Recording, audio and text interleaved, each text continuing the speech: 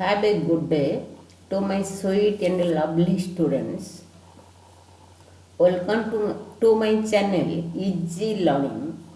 Now I read you the classics English lesson 3 NL ର ଆମେ ଆଜି କ'ଣ କରିବା କି ଗ୍ରାମାର ଆଣ୍ଡ ଭୋକାବୁଲାରୀ କରିବା।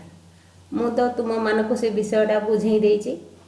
ତାର ଆମେ ଆକ୍ଟିଭିଟି କ୍ୱେଶ୍ଚିନ୍ ଆନ୍ସର୍ ବି କରିଦେଇଛେ ଆମେ ବୁଝିଲ। ତାର ଆମର ଆମେ ତାର ଯେଉଁ ଆନ୍ସର୍ ଆମେ କମ୍ପ୍ରିହେନ୍ସନ୍ କ୍ୱେଶ୍ଚିନ୍ ଆମେ ସବୁ କରିଦେଇଛେ। ଆଚ୍ଛା ପିଲାମାନେ, ଆମେ ଏବେ ପଢ଼ିବା ସେକ୍ସନ୍ 2 ପୋଷ୍ଟ ରିଡ଼ିଂ। ବୁଝିଲ, ପୋଷ୍ଟ ରିଡ଼ିଂ ୱାନ୍ଟା ଦେଖ, visual memory development technique VMDT। ତାର ଅର୍ଥ ହେଉଛି ଦୃଶ୍ୟ ସ୍ମୃତି ଉନ୍ନୟନ କୌଶଳ। ବୁଝିଲ, ତା ଦେହରେ ଦେଇଛି ହୋଲ୍ ଟେଷ୍ଟ, ପୁରା ଟେଷ୍ଟ। ବହି ଦେହରେ କ'ଣ ଅଛି? For the want of a horse the rider was lost. ତମେ ଏଇଟା ଭଲ କରି ବୁଝିଛ। For the want of a battle a kingdom was lost. For want of a horse, ମୁଁ ତୁମକୁ କହିଛି ଗୋଟେ ହର୍ସ ଘୋଡ଼ା ସକାଶେ ରାଇଡର ବେକାର ବା ଘୋଡ଼ା ଚଢ଼ାଳି ବେକାର। For the want of a battle, ଗୋଟେ ବ୍ୟାଟଲରେ ଯଦି ଆମେ ପରାଜୟ କରିବା, ଦି କିଙ୍ଗଡମ୍ ୱାଜ୍ ଲଷ୍ଟ, ରାଜ୍ୟ ହରାଇବା। ହୋଲ୍ ଷ୍ଟୋରିର ବିଷୟବସ୍ତୁ ହେଉଛି ଏଇଆ।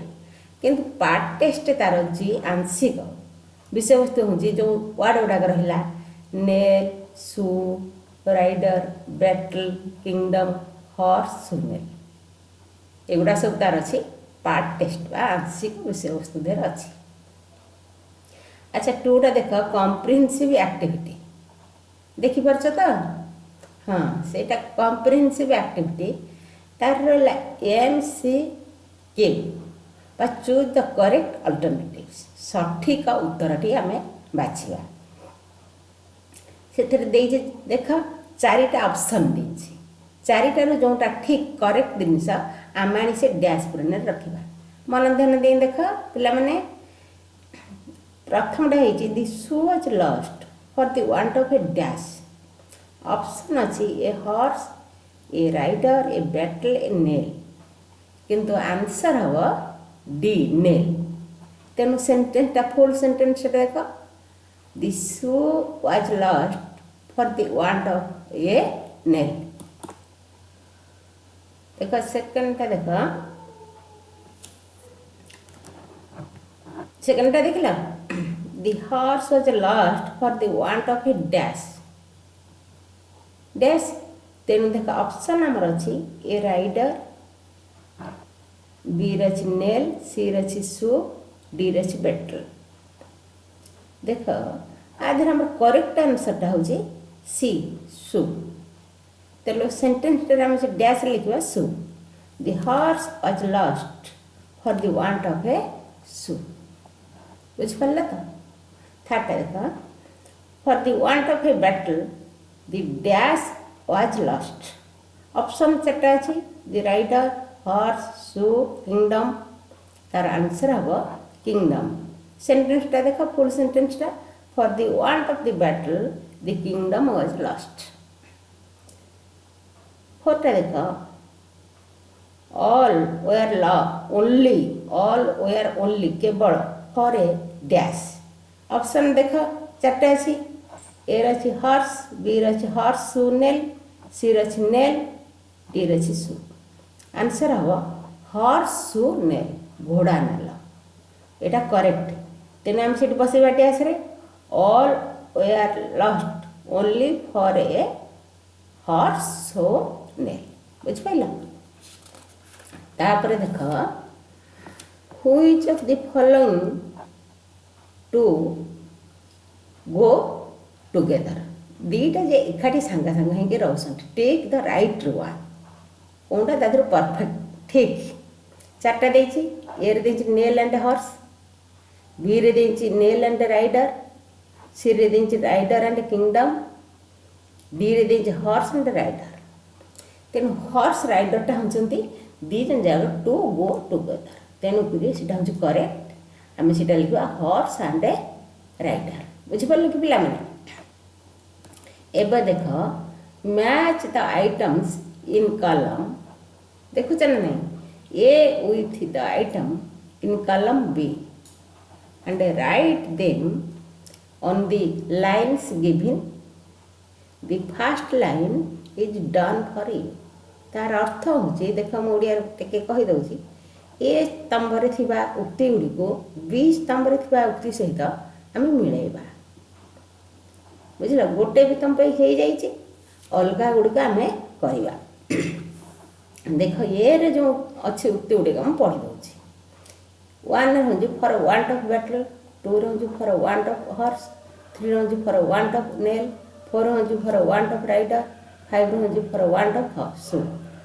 बी रे अच्छी देख ए अच्छी rider was lost the kingdom was lost the shoe was lost the battle was lost the horse was lost तेणु आम को ए सहित बी की आम जोड़ा गोटे तुम हो देख जोड़ा for the want of the battle the kingdom was lost देख ल तीर चिन्ह मराही टूटा हूँ for the want of the horse the rider was lost तुम तो सब जानी गोटे सब पोएम अच्छी थर्डटा देख for the want of nail सामनाटा हूँ से शू वाज लॉस्ट फोर्टा हूँ for the want of rider D हूँ battle was lost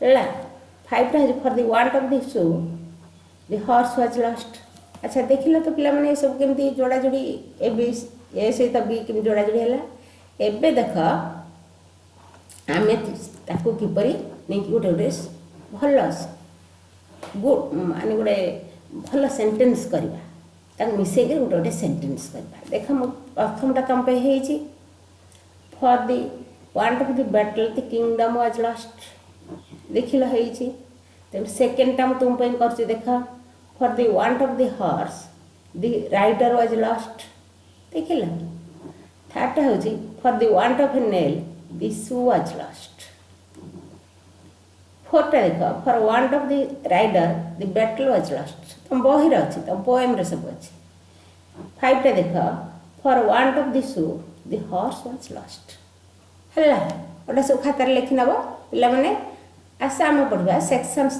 थ्रीटा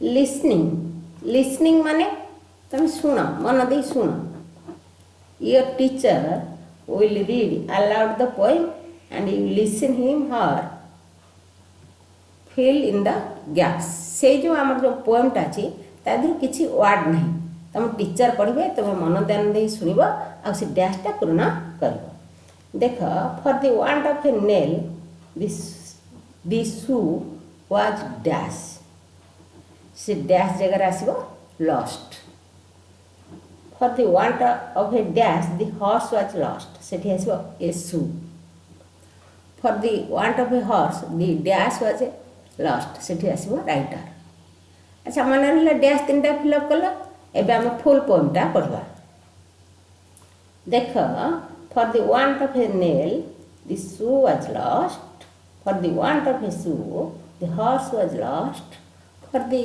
want of a horse a rider was lost अच्छा मन रहा एथर आम करवा कौन करें फोरटा स्पीकिंग कहवा आम तो एटा गले मनोज शुणा एबे आम केमती कहवा बुझल देख चेन ड्रिल माने तुम जो चेन माने श्रृंखला ड्रिल गला अभ्यास केमती आम पढ़ा कहवा for the want of a nail A shoe was lost लिखा है देख for the want of a battle the kingdom was lost केमती तापर से अच्छी चेन आमर जमी चेन थाए सेमती जनक पर जड़े रही आ बीटा देख चेन डायलॉग